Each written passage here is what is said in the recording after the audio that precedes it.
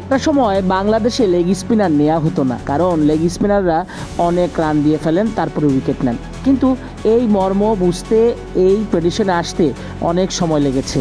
এত চ্যালেঞ্জের মধ্যেও গোবরে পদ্মফুল যেন বাংলার লেগ স্পিনার রিশাদ হোসেন। পিএসএলে দল হারুক জিতুক, রিশাদের উইকেটের বন্যা চলছেই। তৃতীয় ম্যাচেও মুলতানের বিপক্ষে নিয়েছেন 2টা উইকেট। রিশাদ একাই নন, মুলতানের বিপক্ষে লাহোর কালান্দার্সের প্রত্যেক বোলারই উইকেটের জন্য অনেকটা মূল্য দিতে হয়েছে। লাহোর অধিনায়ক শাহিন আফ্রিদি এদিন ব্যবহার করেছেন 7 বোলার। একমাত্র আব্বাস আফ্রিদি ছাড়া বাকি সবারই রান রেট ছিল 7-এর উপর। সপ্তম ওভারে প্রথমবার বোলিংয়ে আসেন রিশাদ, সেই ওভারে বিলিয়েছেন 10 রান। 12তম ওভারে আবারও বোলিংয়ে এসে খরচা করেছেন 12 রান। নিজের শেষ 2 ওভারে 2 উইকেট নেন রিশাদ। এই 2 ওভারে আরও 23 রান দিলেও তুলে নেন উসমান খান আর অ্যাস্টন টার্নারের উইকেট। মুলতানের রান অবশ্য আটকাতে পারেননি রিশাদ। মুলতান 228 রান করে ফেলে, বিপরীতে 33 রানে হেরেছে লাহোর কালান্দার্স। তবে কথা হলো, খরচে বোলিং করলো এদিন পিএসএলে বাংলাদেশিদের মধ্যে সর্বোচ্চ উইকেট শিকারী বোলার হয়ে গেলেন রিশাদ। স্পর্শ করেন সাকিব আল হাসান, মাহমুদুল্লাহ রিয়াদের গড়া কীর্তি।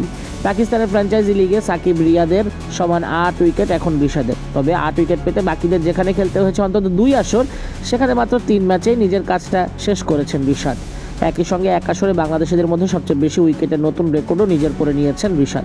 2016-17 মৌসুমে মাহমুদুল্লাহ রিয়াদ খেলেছিলেন কোয়েটা গ্ল্যাডিয়েটর্সের জার্সিতে, সেই আসরে পেয়েছিলেন 7 উইকেট। রিশাদ গতকাল অ্যাস্টন টার্নারকে ফিরিয়ে আদায় করেছেন নিজের 8ম উইকেট। তবে চলতি আসরে সর্বোচ্চ উইকেট শিকারীর তালিকায় রিশাদ আপাতত আছেন 3 নম্বরে। এটাও বা কম কিসের, তার উপরে 11 উইকেট নিয়ে জেসন হোল্ডার আছেন, আর হাসান আলী 10 উইকেট নিয়ে আছেন দ্বিতীয় স্থানে। রিশাদ হোসেন একাদশের নিয়মিতই সুযোগ পাচ্ছেন, সামনের ম্যাচেও সুযোগ পাবেন বলে টিম সূত্র নিশ্চিত করেছে।